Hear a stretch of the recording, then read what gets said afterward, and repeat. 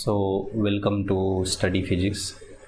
इस वीडियो में हम लोग चैप्टर 31 के 44 प्रॉब्लम को देखेंगे और इसमें काफ़ी सारा पार्ट्स है, अप टू ई पार्ट्स है। तो मैं कोशिश करूँगा कि ये एक वीडियो में हो, लेकिन ऐसा नहीं लगता कि एक वीडियो करना इसको ठीक होगा, क्योंकि वो थोड़ा सा अगर टाइम ज़्यादा हो जाएगा तो फिर देखने में अच्छा नहीं लगता। तो इसलिए मैं ये दो पार्ट में भी कर सकता हूँ।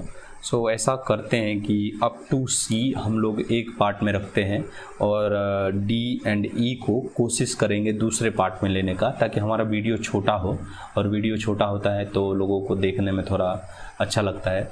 तो हम कोशिश करेंगे कि इसमें अप टू सी पार्ट लिया जाए एक वीडियो में और दूसरे वीडियो में डी एंड ई पार्ट को भी लिया जाए। तो यहाँ पर जो है 44th प्रॉब्लम में जो हम लोगों से कहा जा रहा है, parallel plate capacitor having plate area एक वैल्यू दिया जा रहा है and separation between the plate, ये भी हम लोगों को दिया जा रहा है, connected to a battery of 12 volt.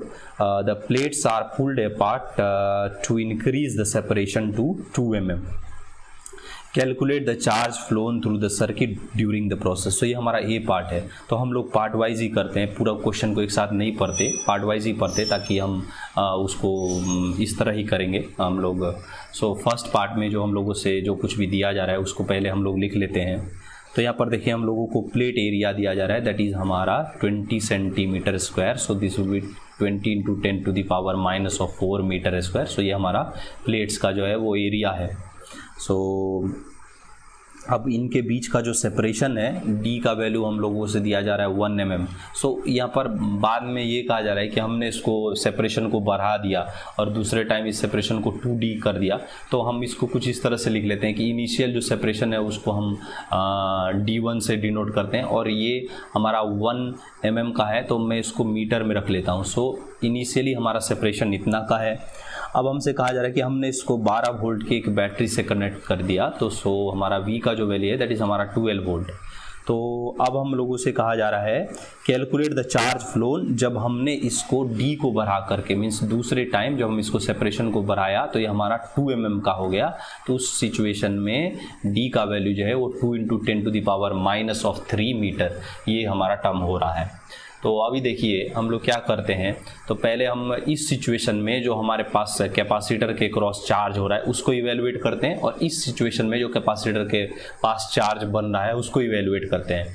तो हम ऐसा करेंगे तो हमको पता चल जाएगा कि जो हमने ये प्रोसेस को किया, मीन्स उनके बीच का जो सेपरेशन बढ़ाया तो उससे क्या हुआ, तो जो चार्ज फ्लो हुआ वो हम इवेलुएट कर सकते हैं। कैसे? तो देखिए इनिशियली ऑब्वियसली हमारा चार्ज होगा वो ज़्यादा होगा, और दूसरे टाइम में जो हमारा चार्ज होगा वो कम होगा, तभी हमारा चार्ज फ्लो होगा। तो अभी देखिए इसको हम लोग देखते हैं, अगर ये जब हम न्यूमेरिकल सॉल्व भी कर रहे होंगे तो उस टाइम भी हम इसको एनालिटिकली देखेंगे। तो यहाँ पर देखिए हमें Q1 का वैल्यू समझना है, इवेलुएट करना है, और यहाँ पर Q2 का वैल्यू इवेलुएट करना है। तो इसको हम लोग कैसे करेंगे, तो हम लोग को ओनली एक मेथड मालूम है, Q = CV होता है। तो हम लोग इसी टेक्निक को यूज़ करेंगे। सो Q = CV वैल्यू हो रहा है। सो यहाँ पर लाइट थोड़ा सा चला गया है, so sorry, we have to. So यहाँ पर लाइट आने के चांसेस मुझे थोड़ा सा कम लग रहा है। तो ऐसा करते हैं, हम कंटिन्यू करते हैं। आपको जैसा भी दिख रहा हो, आपको तो न्यूमेरिकल में इंटरेस्ट होना चाहिए।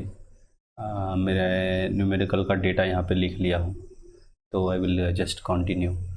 सो हमें फर्स्ट Q1 का वैल्यू इवेलुएट करना है। सो Q1 का वैल्यू क्या होगा, तो Q1 C1 का वैल्यू इवेलुएट करना होगा इनटू V, जो पोटेंशियल हमें दिया जा रहा है।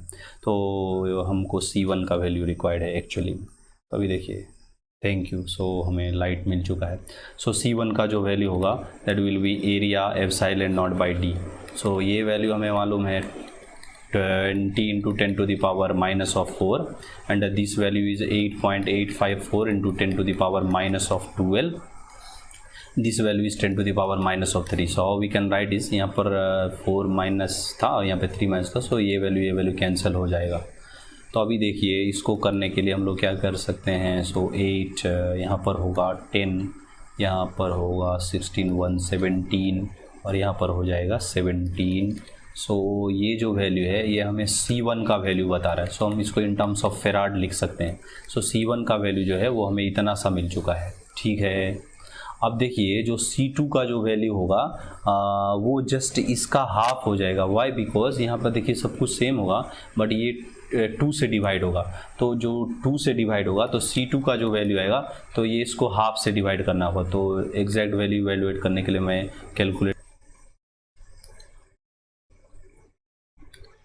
जो C2 का वैल्यू आ रहा है दैट इज़ हमारा 8.854 और ये वैल्यू तो सेम ही होगा।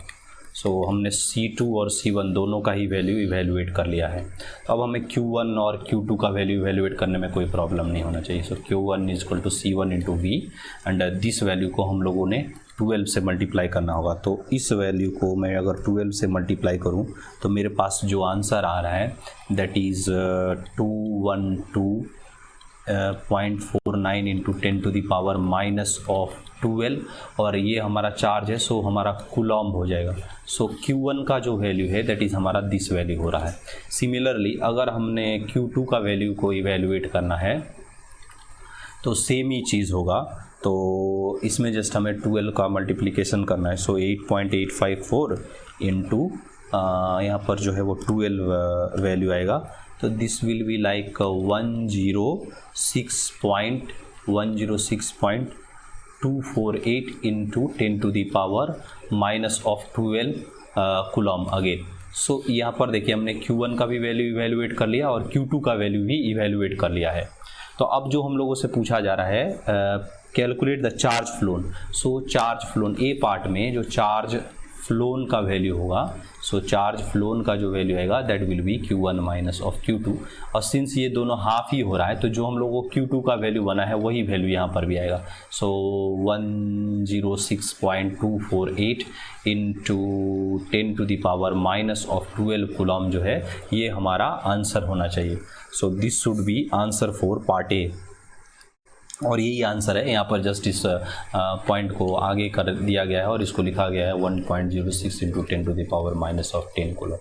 सो ये हमारा चार्ज फ्लोन का वैल्यू इवेल्युएट हो जाता है। So in this way we have evaluated answer for part A. अब जो हमारा पार्ट बी में पूछा जा रहा है ये हमारा क्या है, तो देखिए पार्ट बी में हम लोगों से कहा जा रहा है how much energy is absorb by the battery during the process. देखिए तो यहाँ पर क्या हो रहा था कि जब हम इस कैपेसिटर में ये सेपरेशन कर रहे थे तो क्या हो रहा था कि जब हम सेपरेशन बढ़ा रहे थे तो चार्ज फ्लो हो रहा था। तो अगर चार्ज फ्लो होगा तो ये चार्ज जाएगा किधर, तो बैटरी को जाएगा ये चार्ज। कैसे? देखिए हमारे पास ये कैपेसिटर था और इसमें हमने एक पोटेंशियल ड्रॉप लगाया हुआ था और इसको हम लोग जस्ट इस तरह से कनेक्ट किए हुए थे। तो जब हम इसका सेपरेशन बढ़ा रहे थे तो यहाँ पर से क्या हो रहा था, तो चार्ज फ्लो हो रहा था। तो अगर चार्ज फ्लो हो रहा होगा तो किधर जाएगा, तो ये बैटरी को ही चार्ज जाएगा। जब बैटरी दे रहा होता है तो उस टाइम हम लोग करंट या चार्ज को इस डायरेक्शन में दिखाते हैं। अभी क्या कर रहा है, इसने चार्ज को एब्जॉर्ब कर रहा है, मीन्स एक्सेप्ट कर रहा है। तो हम लोग इसको किस तरीके से दिखाएंगे, तो इस तरीके से दिखाएंगे, दिस वे। तो ये हम लोगों ने डायरेक्शन तो कंसीडर कर लिया। अब यहाँ पर कहा जा रहा है how much energy is absorb by the battery. So just simple है, वो उसने कितना चार्ज एब्जॉर्ब किया है, तो कितना चार्ज एब्जॉर्ब करेगा, जितना उसने फ्लो किया है उतना चार्ज को वो एब्जॉर्ब करेगा।